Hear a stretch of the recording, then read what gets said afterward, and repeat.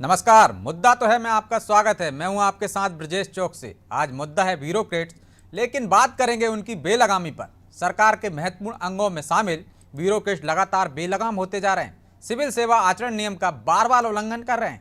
कभी कोई राजनीतिक मामलों में खुलकर बयानबाजी करता है तो कभी विवादित मुद्दों पर सवाल उठाकर सियासी पारा चढ़ा देता है। हाल ही में मध्य प्रदेश लोक सेवा आयोग ने कश्मीर पर सवाल पूछकर बवाल खड़ा कर दिया है। विपक्ष सरकार पर हमलावर है। कांग्रेस राज्य सरकार से पीएससी के अफसरों पर राष्ट्रद्रोह का मामला दर्ज करने की मांग कर रही है। पूछ रही है आयोग बताए इस सवाल के पीछे उसका क्या एजेंडा छिपा है। तो आयोग गलती सुधारने के साथ ही कार्रवाई की बात कह रहा है, लेकिन सवाल यह है क्यों मध्य प्रदेश में अफसर बार बार ऐसी गलती कर रहे हैं। क्या अफसरों में सरकार का भय नहीं है और क्या वाकई ब्यूरोक्रेट्स बेलगाम हो गए हैं? इसी पर चर्चा करेंगे, लेकिन पहले देखिए हमारी एक खास रिपोर्ट।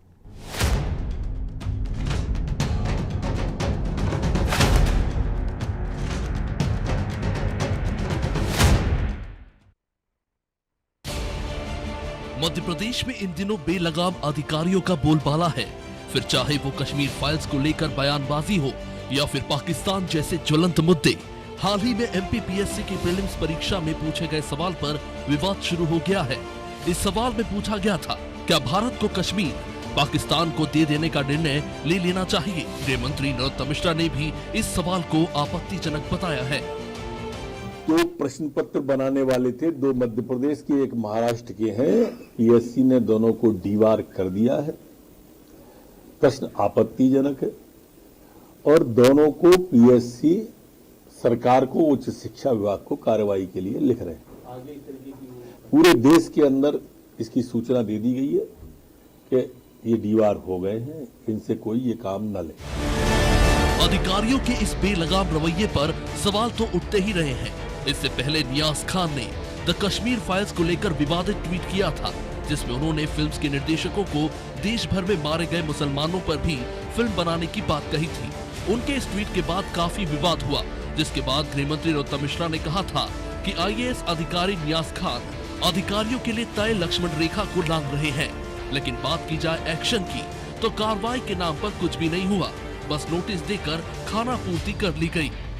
और जो मैंने भी उनके पिछले दिनों के ट्वीट देखे, जिस तरह से पेपर को टैग कर करके वो लगा रहे हैं, आज भी उनने एक ट्वीट किया है, मेरे ख्याल से वो मर्यादा लांघ रहे हैं। लक्ष्मण रेखा जो अधिकारियों की होती है वो उसका उल्लंघन कर रहे हैं। सरकार इस मामले में कारण बताओ नोटिस जारी करेगी और उनसे जवाब तलब करेगी। बीजेपी सरकार में अधिकारियों के बेलगाम रवैये को लेकर कांग्रेस भाजपा पर हमलावर है। कांग्रेस भाजपा सरकार पर देश के युवाओं को जहरीली विचारधारा परोसने का आरोप लगा रही है। कांग्रेस के मीडिया प्रभारी के मिश्रा कह रहे हैं कि सरकार सांप्रदायिकता का बीज बोकर राजनीतिक फसल काटने वालों को लाभ पहुंचाने का काम कर रही है। आप देखिए, एक जहरीली विचारधारा देश के या प्रदेश के उन भविष्य निर्माताओं को जो राज्य प्रशासनिक सेवा में चयनित होते हैं, उनके दिमाग में अभी से सांप्रदायिककरण का बीजारोपण कर रही है।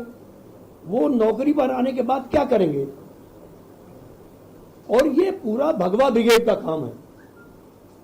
वो सांप्रदायिकता परोस कर राजनीतिक फसल काटने वालों को, सरकार बनाने वालों को ऐसे प्रश्नों के माध्यम से मदद कर रही है।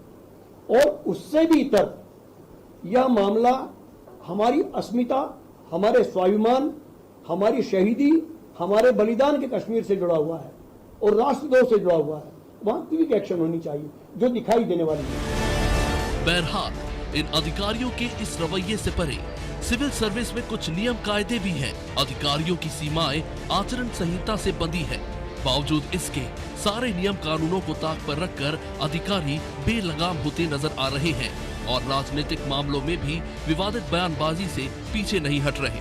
क्यों मध्य प्रदेश सरकार इन अधिकारियों पर दिल्ली की ही तर्ज पर कार्रवाई करके नजीर पेश नहीं करती, ताकि भविष्य में कोई अधिकारी इस तरह का रवैया न अपनाए? ब्यूरो रिपोर्ट, अनादि टीवी।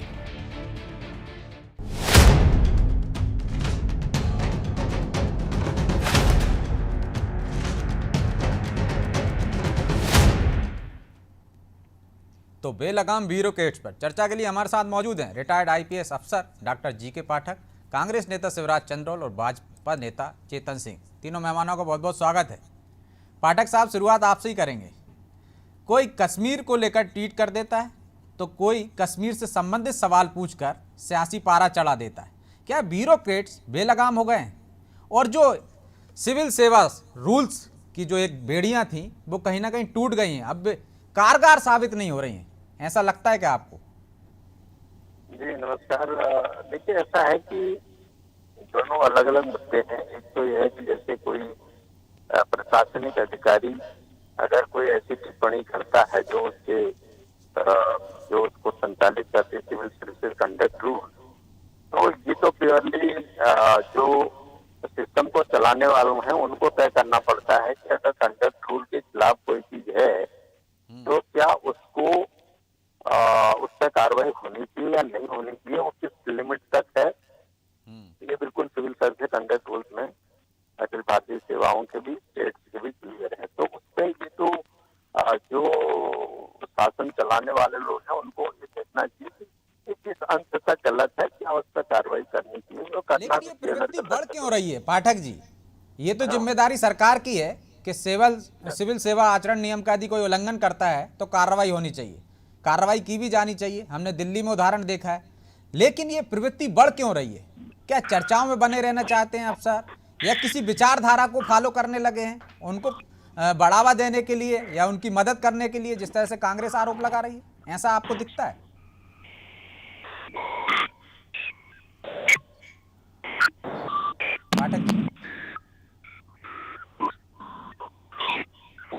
पाठक जी, आप मुझे सुन पा रहे हैं? कुछ तकनीकी खामियां हैं, हम फिर से जुड़ेंगे पाठक जी आपके पास।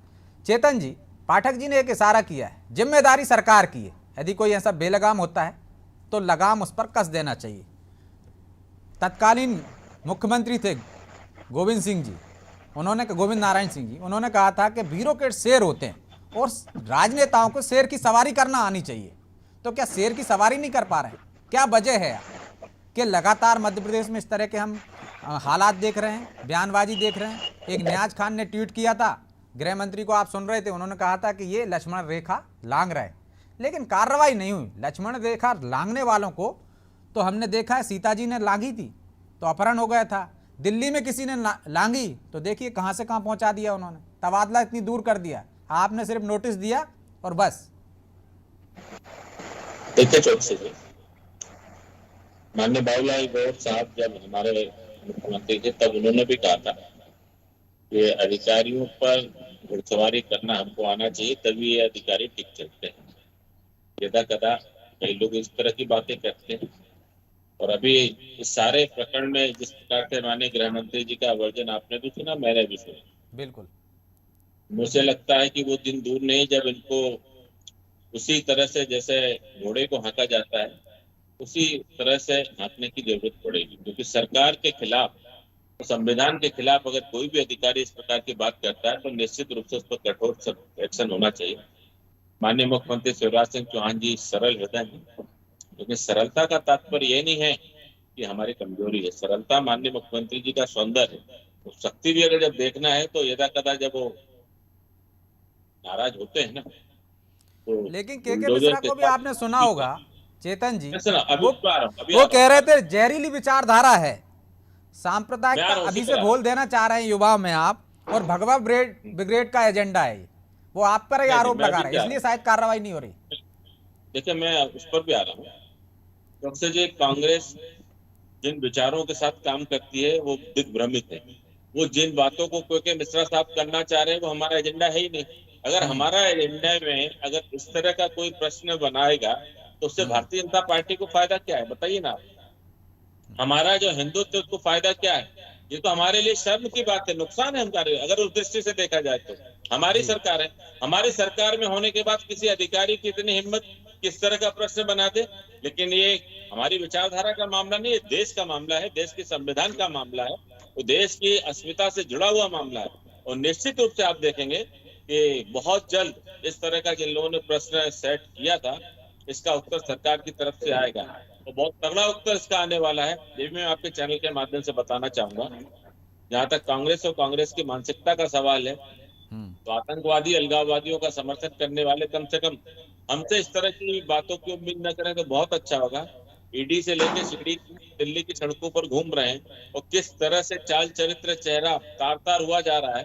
और महाराष्ट्र में अभी एपिसोड चल रहा है, हम सब देख ही रहे हैं। तो कांग्रेस पहले अंदर खाने में थी। हमारी अगर कोई कमियां हैं तो निश्चित रूप शिवराज से जी, उस पर चर्चा वो तो ऐसी सख्त कार्रवाई करने वाले हैं कि जो नजीर बनेगी, लेकिन उनमें एक आदमी महाराष्ट्र का भी है और एक मध्य प्रदेश का भी, ये भी इशारा किया। और उनको क्या फायदा होगा इस तरह के सवाल उठाकर? उनको तो नुकसान होगा। फायदा मतलब आपको हो रहा है, सीधा सीधा आप पर आरोप है। और महाराष्ट्र का यदि जिक्र कर रहे हैं तो वहां आपकी सरकार है सहयोग में, तो आपकी तरफ इशारा है। ये सब आप पर किया धरा है।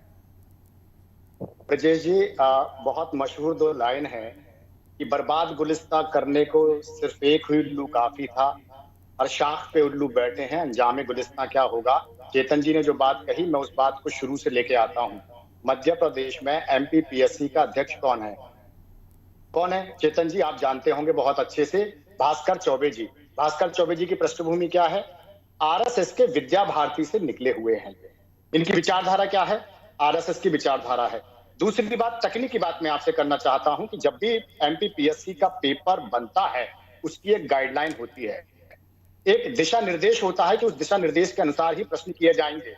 अगर कोई अधिकारी यह प्रश्न करता है, बनाता है, तो वो दिशा निर्देश के अनुरूप ही बनाएगा। अगर दिशा निर्देश के अनुरूप नहीं बना रहा तो इसमें गलती किसकी है?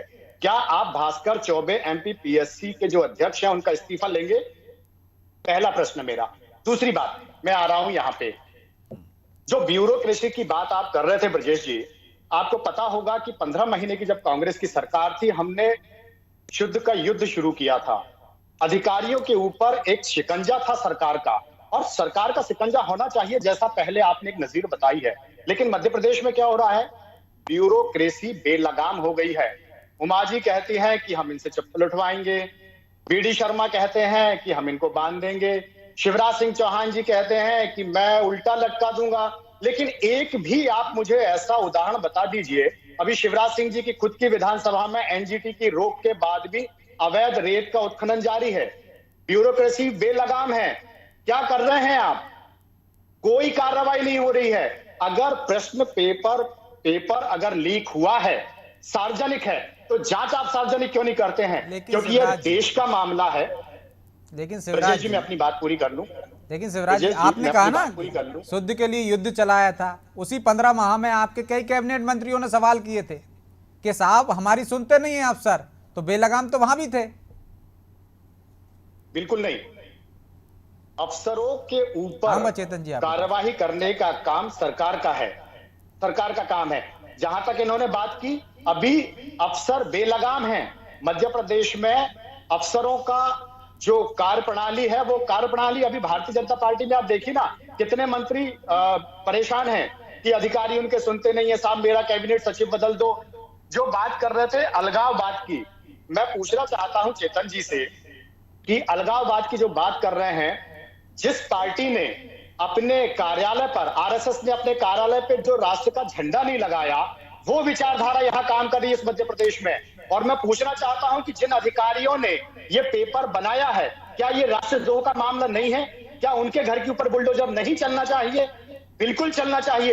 अगर आपकी सरकार नियम और कानून की बात करती है, एक ध्वज एक राष्ट्र एक संविधान, तो सबके साथ बराबर कीजिए। जो राष्ट्रद्रोह का मामला इनके ऊपर बनता है तो बुलडोजर क्यों नहीं चलाते? क्यों आप नोटिस दे रहे हैं? क्या वो लोग जिनके ऊपर मध्य प्रदेश में बुलडोजर चले थे, कितने लोगों को नोटिस दिया था आपने? अगर आपने एक व्यक्ति के लिए एक नियम बुलडोजर पे पहुंच गए, हम अफसरों पे बात कर रहे हैं। और आप भी कम दोषी नहीं है। दिग्विजय सिंह शासनकाल से ही इस तरह की बुराई आई है ना, वो तो हर कलेक्टर एसपी से बात करते थे, बाकी मंत्रियों की कोई सुनता ही नहीं था अफसर। तो ये बुराई तो आपकी दी हुई है ना। नहीं ब्रजेश जी, बिल्कुल मैं इस बात को नहीं मानता हूं, क्योंकि आपको एक बात, ये एक पुरानी कहावत है, जो कहावत चली है, कितना सच है ये आप बेहतर जानते होंगे, कि कांग्रेस के शासन में अगर कागज पे भी लिख दिया जाता था कि ये काम इस संबंधित व्यक्ति का होना चाहिए, तो वो काम होता था। अफसरों में सरकार के प्रति एक धाक रहती थी। ये कांग्रेस की देन थी। अलगाववादियों के साथ इनका नाता है, पाकिस्तान के साथ प्रेम इनका है, और ठीक। ये कांग्रेस के ऊपर जो बात कर रहे हैं, पहले अपने गिरेबान में झांक के देखें कि अलगाववादियों के साथ किनका नाता है। ठीक है, चेतन जी जवाब ले लेते हैं। चेतन जी, पहला तो कि एमपीपीएससी के जो अध्यक्ष हैं उन पर कार्रवाई होगी क्या? आरएसएस के लोग देखिए- बैठे हुए हैं, फिर आरोप उन पर क्यों? चौकसे जी, इस सारे घटनाक्रम में कोई कितना भी अपने आप को शक्तिमान समझ लेगा, दोषी पाया जाएगा तो निश्चित रूप से कार्रवाई होगी, चाहे वो हो, चौबे जी हो, चाहे कोई भी हो। एक दूसरी, मेरे मित्र कह रहे हैं कि ब्यूरोक्रेट से बेलगाम। अरे आपकी सरकार के मैं उदाहरण के साथ गोविंद सिंह जी सहकारिता मंत्री थे, उनका वर्जन सुन लीजिए। लक्ष्मण सिंह जी भारतीय जनता पार्टी के विधायक नहीं, वो कांग्रेस के विधायक थे आपकी 16 महीने की सरकार में। और आदरणीय कमलनाथ जी का तो रुतबा ही अलग था, जितने ब्लेकीय भ्रष्टाचारी थे। आपने अपना चीफ सेक्रेटरी भ्रष्टाचारी बिठा करके रखा था, जिसपे 36 जांचें चल रही थी। तो इसका आंसर क्या था? वो कक्कड़ एक दुकान खोल करके बैठे थे। ये केवल मैं राजनीतिक दुर्भावना के कारण शिवराज जी नहीं कह रहा हूँ, ये सर्वविदित है, सबको पता था। और कहीं ना कहीं आपकी सरकार जाने में ये एक बहुत बड़ा कारण बना है, ये बहुत बड़ा रोड़ा बना है, किस तरह से उस सरकार को चंद 2-3 हाथों में लोग खेल रहे थे। रही बात मेरी सरकार की, मेरे सरकार के अगर पाकिस्तानियों से आते मिले हुए हैं, तो आखिर जो प्रश्न पाकिस्तान में उठता है वह प्रश्न इस देश के पार्लियामेंट में राहुल गांधी के मुंह से क्यों निकलता है? जो प्रश्न चाइना में उठता है वो प्रश्न राहुल गांधी के मुंह से लोकसभा में क्यों उठता है? आप इसका जवाब देंगे देश और देश की जनता को? वो बाकी बची खुची कसर तो आपके कमलनाथ जी ने कह दिया। जनता इस बात को जानती है चेतन जी, चेतन जी, देखो मैंने आपको सुना। चेतन जी, जनता इस बात को जानती है। मैंने भी आपको सुना, लेकिन आप गलत बोल रहे हैं। चेतन जी, मैं पूरी विनम्रता से कह रहा हूँ। शिवराज जी, क्या राहुल गांधी की बात होती है तो पूरी कांग्रेस इतनी उत्तेजित क्यों हो जाती है? परेशान क्यों होते हो आप? बात राहुल गांधी की नहीं है। आप मुझे बताइए, पठानकोट का हमला अगर होता है तो उसकी जांच पाकिस्तान की एजेंसी क्यों करती है? आप झूठ बोल रहे हैं। पठानकोट हमला होता है तो पाकिस्तान की एजेंसी उसकी जांच क्यों करती है? चेतन जी, शिवराज जी, मैं वही कह रहा हूँ कि विषय दूसरा है, आप विषय पे आइए। जो विषय है, आप विषय चेतन पे जी विषय आइए। पे, चेतन जी अभी विषय आपने पे क्या केंद्रित कहा कीजिए। कि संघ के कार्यालय में तिरंगा झंडा नहीं चढ़ता है। संघ के कार्यालय में संघ क्या तिरंगे के बाहर है क्या? संघ का कार्यालय क्या तिरंगे के बाहर है क्या? संघ क्या हिंदुस्तान के बाहर है क्या? बिल्कुल बाहर है, बिल्कुल बाहर है। कितने सालों तक आपने तिरंगा झंडा नहीं फहराया? दशा और दिशा ठीक करिए। आपने संघ पर प्रतिबंध लगाया, 2 बार आपके प्रतिबंध को सुप्रीम कोर्ट ने खारिज कर दिया। इसका तात्पर्य है आपने कितनी बार शिवराज जी। संघ के कार्यालय पे कितनी बार झंडा नहीं लगा आपका? आप खुद बताइए। झंडा लगाने के लिए कांग्रेस के लोगों शिवराज को जी, जाना ऐसे पड़ा। कई संगठन हैं, उनके कार्यालयों पर उनका अपना झंडा फहराया रहता है, लेकिन बाकी के जो 15 अगस्त 26 जनवरी आते हैं, राष्ट्रीय पर्व आते हैं, तब फहराया जाता है। हमने इस संघ पर भी देखा है। सड़क पर घूम रहे हो। ठीक है, पाठक जी को हम चर्चा में शामिल कर लेते हैं, फिर से जुड़ गए हमारे साथ। पाठक जी, क्या वजह है कि जो ब्यूरोक्रेट पर क्या कार्रवाई नहीं कर पा रही सरकार? जो गठजोड़ रहता है उसकी तरफ कोई वो एक मजबूरी बन गई है? देखिए, ये जो प्रसंग है ना, एक तो जैसे जिस बात पर आपने डिबेट रखी थी, ये डिबेट उस पॉइंट पर न चल करके पूरे कई बार ऐसा हो परिक्रमा जाता है, दाएं बाएं हो जाती है, फिर आ जाती है, लेकिन नहीं, तो लाइन डिबेट को आपको लाइन अप रखना चाहिए, because you R coordinator, number 1। दूसरी बात ये, जो अपन चर्चा कर रहे थे, पहली बात थी कि एक प्रशासनिक अधिकारी ने टीप की, इस पे कार्रवाई नहीं हुई। निश्चित रूप से मुझे लगता है शासन पे कुछ न कुछ उस पर चल रहा होगा। दूसरी बात, एक जो महत्वपूर्ण इशू है जिस पे कि आज चर्चा हो रही, वो है कि public service commission Uttar Pradesh का जो है, उसमें एक इस तरह का विवादास्पद प्रश्न पूछने का, मुझे लगता है कि जो उसके परीक्षा नियंत्रक है, जो सचिव हैं, या जो वहाँ का सिस्टम है, जब पेपर प्रिंट करने जाता है, उससे पहले मतलब मुझे लगता है इतनी ज्यादा चेन है वहाँ काम करने की, तो उनको रिव्यू करना चाहिए कि भाई क्या जो हमारे क्वेश्चन हम दे रहे हैं 100 क्वेश्चन, क्या वो लॉजिकल हैं, रैशनल हैं और ऑब्जेक्टिव है। देखिए, ऑब्जेक्टिव है, रैशनल है, लॉजिकल है, 3 चीजों की समीक्षा करना का एक मेरे ख्याल से सर्कुलर भी है, करना चाहिए। अगर वो नहीं किया है तो ये परंपरा को विकृत नहीं होने देना चाहिए। ये पिछले बार भी एक दो क्वेश्चन पे इस तरह का विवाद नहीं था, क्वेश्चन गलत होने पे विवाद था। हर बार मध्य प्रदेश के पब्लिक सर्विस कमीशन में कुछ न कुछ प्रश्नों पर विवाद होते हैं। तो जो वहाँ के पब्लिक सर्विस कमीशन के जो मेंबर हैं, जो उसके अध्यक्ष हैं, जो सेक्रेटरी हैं, परीक्षा नियंत्रक हैं, उनको अपने काम का रिव्यू करके उसको सही करना चाहिए। और जब अगर हम एक के बाद नहीं एक सी करेंगे- गलतियां हो रही हैं तो बार बार आपको फिर चेक करना ही चाहिए कि अगली बार ऐसी गलती जी, दोहराई ना जा बिल्कुल करना चाहिए। अगर आप नहीं कर रहे हो तो फिर आपका दायित्व, आप अपने दायित्व का मतलब देखिए, जो भी हम शपथ लेते हैं, चाहे पब्लिक सर्विस कमीशन हो, बिल्कुल। चाहे कहीं भी, अगर हम अपने दायित्वों का निर्वहन निरंतर ठीक नहीं कर पा रहे हैं तो उनको संरक्षण नहीं मिलना चाहिए, उनको बाहर का रास्ता दिखाना चाहिए, सही और योग्य लोगों को वहां बैठाना चाहिए, ताकि मध्य प्रदेश के हजारों लाखों बच्चों का भविष्य, उसकी ऑब्जेक्टिविटी, उसकी एनालिटिकल सिस्टम, उसका जो रैशनैलिटी वो बरकरार रहे, ताकि इस तरह के, ये तो थोथले क्वेश्चन है, उसमें लिखा है ए और बी सही है, फिर लिखा है एक और दो, एक सही है, फिर लिखा है एक और दो